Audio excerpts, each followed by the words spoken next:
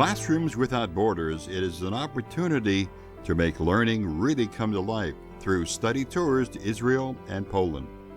And Classrooms Without Borders is having an impact in students' lives and learning.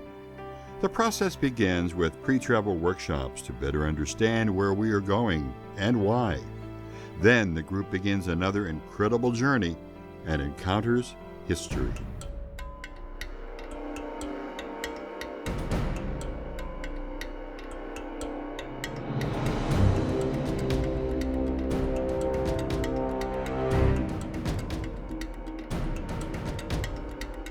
This is what history does to people. And this is why I love history, and this is why we should all continue to learn history and learn together and share these thoughts and share these moments, and that's what I think is really special. Being at the camps made it feel so real. Everything kind of, like being there was so real that it kind of didn't feel real anymore, and that we didn't understand why. I really wanted everyone in the world to be able to see what we all saw. You learn what events took place, you learn about the war, and at least I sit back and I think, okay, what does this mean? But just walking through the gates, being in the barracks, seeing the pictures on the wall of people who were there, it made it so much more real. It wasn't just something that you read about in a textbook or talk about in history class. And I guess the reality of it was very overwhelming, and it's definitely something that I need to think about more and just reflect on more. And I have so many more questions now after being there. I expect to get a new appreciation of the reality of the Holocaust. I've been teaching it for many years, but never known what it looked like. And the kids always ask me, how big was it? And what did it look like? And what did it smell like? And I quote books, but I'd really like to go there and see it for myself. Facing History deals with difficult issues in the classroom, including the Holocaust. When students and teachers experience the history by walking in the places, they transmit back a profound learning experience that cannot be learned through a book. I think the biggest thing is that what I want to get out of this is that we hear about it and we read about the events of the Holocaust, but to actually go and experience it and to see what actually happened firsthand, I think is something that you can't compare to. I'm going because I want a better understanding, because at my school last year we didn't really cover the Holocaust too much, and I know it's a huge part of history, and I want to understand. I mean, there are no words for what we saw, and even if it's just what has been left behind for 60, 70 years, you can still feel it there. It still has all those emotions just wrapped up in the place. You understand more about the past and begin thinking about how present and future generations can learn from the past, where different ethnic and religious groups can coexist, and where Centers for Study can promote tolerance and mutual respect among all groups. Students who participate in the study seminar are not only understanding another culture's point of view, but also see their own culture from an outsider's perspective. They become witness to what happened and can effectively add their voices. I want just a broader concept of the world, because I've kind of grown up in such a bubble, and within my Jewish experience, within just my life experience in general, I just want to expand my horizons and sort of break the bubble, if you will.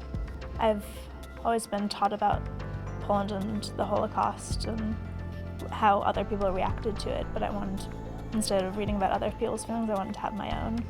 When I read about it, I want to be able to think about my reactions to it, not the people I've read about. Perhaps now we will see the need to go beyond the brief encounters in textbooks and beyond the numbers to learn more about the diverse world we live in. 6 million Jews died, 11 million Jews died. You even learn about what happened, and then that means nothing until it becomes personal. And we were walking around the gas chamber, and out of nowhere I just started thinking about my 14-year-old brother.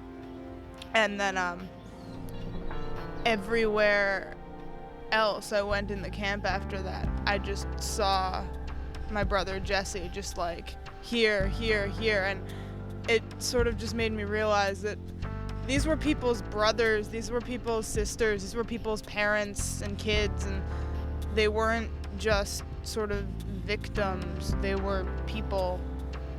I've realized how fragile the memory of this whole thing is, and how important it is that we do our best to remember it. You know, I think a lot of us were shocked to go to these camps and see them on such bright and sunny, beautiful days. You think of the Holocaust in black and white and these sort of old newsreels or newsprints or photographs, and you're there and you're thinking, they were imprisoned here on a bright, sunny June day, just like the one that we're standing there, July day, and that changes your perspective a bit. Personal accounts by survivors of the Holocaust are powerful. They connect us, person to person, with an era in history that is very difficult yet necessary to comprehend. Survivor testimony translates the countless unimaginable victims into a single person's feelings and thoughts. I missed coming here by a miracle. I could have been joined with my mother, my older sister, my younger brother to come here. And at my age, the older I get, the more it touches me. How we were separated and how they were put on a train and brought here. I often think that, you know, how their journey was and how my mother, like all mothers, I suppose, was protective of her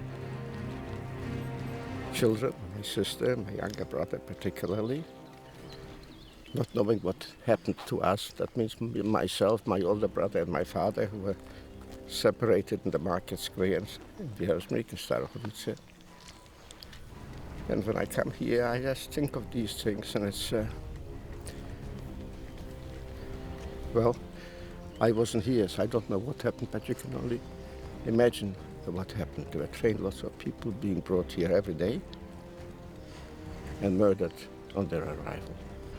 My being here is not an easy thing, and it's getting harder and harder, but I feel it's very necessary to share my past with you so you can be witnesses, because the survivors are not going to be around for very long. And you will be the witnesses to these tragic events, that you witnessed it, and you can be witnesses. Walking through today, I was overwhelmed by the idea that even if you were one of the lucky ones, one of the ones that fate sort of plucked out to live, how do you live? Like, how do you go on and build a life after that? And it's very inspiring for me that Howard is here and that Ilan, my husband's here, because his grandparents were survivors too. And the bravery it takes to build a life after that, it's truly amazing. It is important that we study the Holocaust, experience through the eyes of a survivor, and encourage each other to study. As a participant, we will hear stories. We meet heroes. We experience what cannot be learned just in the classroom or through books. You know, it's nice to go out there and learn new things, do something new. I mean, who doesn't want the opportunity to go to a country that you probably wouldn't go to if you didn't get that opportunity? It's so shocking to me that more people don't come and see this, because you learn about it and there is the Holocaust Museum, but being able to actually stand where this took place, that's just what really got it for me today. We learn about courage, endurance, humanity, and the will to live of a Holocaust survivor. Learn and travel with us in our Classroom Without Borders.